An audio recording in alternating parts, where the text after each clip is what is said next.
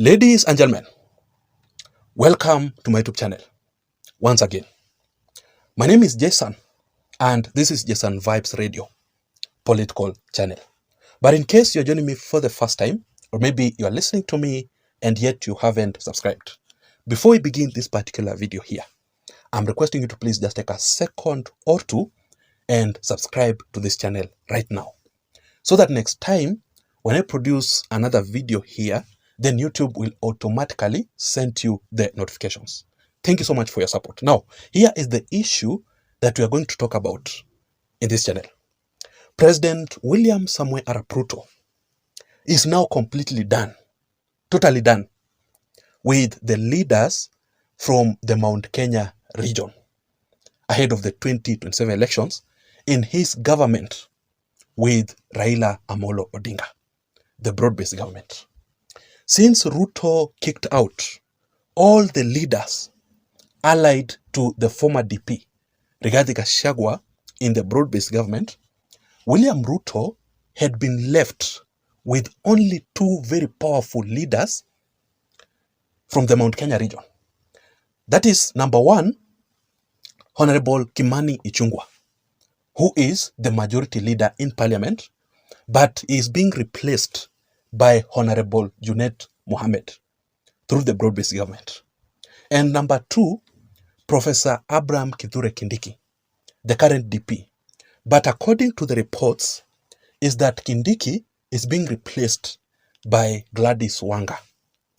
It's obvious that Kithure Kindiki will not deputize William Ruto again in 2027 through the broad-based government. So it is very clear that Ruto's political calculations right now is that he is focusing only with Raila Odinga and the ODM party. Ruto ameamua that the Mount Kenya region is gone. The Mount Kenya region has rejected him. Then there is no need for him to reward the Mount Kenya region leaders with powerful government position in the broad-based government. That is why Ruto is kicking them out and replacing them immediately with Raila Odinga's allies from the ODM party. But in this particular video here, ladies and gentlemen, I want us to talk about what is currently going on in UDA between William Ruto and Kimani Ichungwa, their political fallout.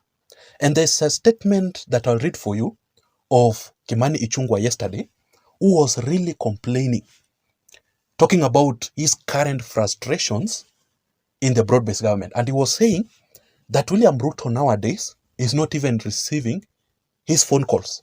I'll read for you that statement shortly. But who knew that one day Kimani Ichungwa will also complain about being frustrated?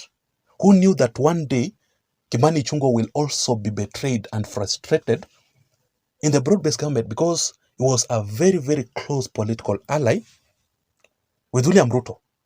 This clearly tells you that Kimani Ichungwa's importance to William Ruto is no longer there. Remember that William Ruto was using Kimani Ichungwa to counter Rigathi politics. That was his role. And also to manage Rigathi politics, especially in the Mount Kenya region. But after Rigathi was impeached, Kimani Ichungwa's political roles with William Ruto, or political importance with William Ruto, ended immediately. After all, Kimani Ichungwa brings nothing on the table to William Ruto. That is the beginning of their political fallout. I am 100% sure that where Rigathi is currently, Rigathi is very happy, a very happy man with what Kimani Ichungwa is going through in UDA party. Kimani Ichungwa was used by William Ruto and is now dumped by William Ruto, betrayed. When you go to the ground in the Mount Kenya region, the Kikuyus don't want Kimani Ichungwa anymore. Kimani Ichungwa will lose his political seat in the 2027 elections for impeaching the former DP, Rigathi Gachagua. Unless Kimani Ichungwa goes back to the people na anyenyekee so that he can be elected again, or maybe join Rigathi Gachagua's DCP so that Rigathi Gachagua can save him. Otherwise, hiyo kiti asahau. And Ruto has also betrayed him. Is no longer needed there. That is why yesterday Kimani Ichungwa spoke with a lot of bitterness while attacking William Ruto for the first time. The complaints that Kimani Ichungwa was talking about yesterday are the same that the former DP, Rigathi Gachagua, also used to talk about. The frustration. So what goes around comes back around. Who knew that one day Kimani Ichungwa will say this, for example? Let me read for you this statement. William Ruto is no longer picking my phone calls. He only listens to ODM, people who did not even vote for him. Now, here is the situation of what really happened. William Ruto made a statement targeting Kimani Ichungwa directly. And this is what William Ruto said. There is someone, just listen to this, there is someone who is making parliament look bad. He receives money and sometimes it does not even reach members of parliament. I'm not going to shame. I will have them arrested. After Ruto made that particular statement, Kimani Ichungwa responded, fired back at William Ruto. And he was talking to the members of parliament yesterday.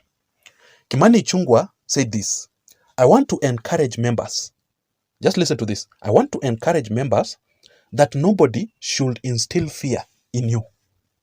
So he was telling the members of parliament that Ruto should not instill fear on them. Do your work because you are duly elected by the people of Kenya to exercise oversight, even over the executive, the office of the president and the president himself. You see, that is why this house has powers under the constitution to impeach those in the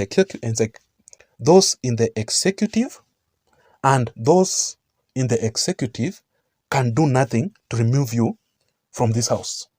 So, meaning Ruto can do nothing to remove any member of parliament, in parliament, any elected leader. So he was telling Ruto that MPs have powers over you. But truth be told, Kimani Ichungwa is being frustrated in the broad-based government. And his time is over with William Ruto. It is completely over with William Ruto.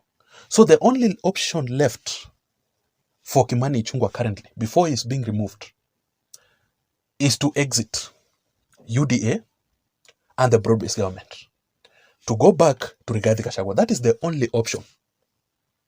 And try to talk to Rigathi Gachagua, aombe msamaha, join DCP for him to be elected, and start to attack William Ruto as early as now. That is the only option that Kimani Ichungwa has. Ladies and gentlemen, I want to know your opinion in the comment section down below concerning the political fallout between Ruto and Kimani Ichungwa. What do you think about it? Betrayal in politics is always constant. Let me see you again in my next video analysis. Please don't forget to subscribe to this channel for more political updates like this one. Remember, my name is Jason. I'm out. See you.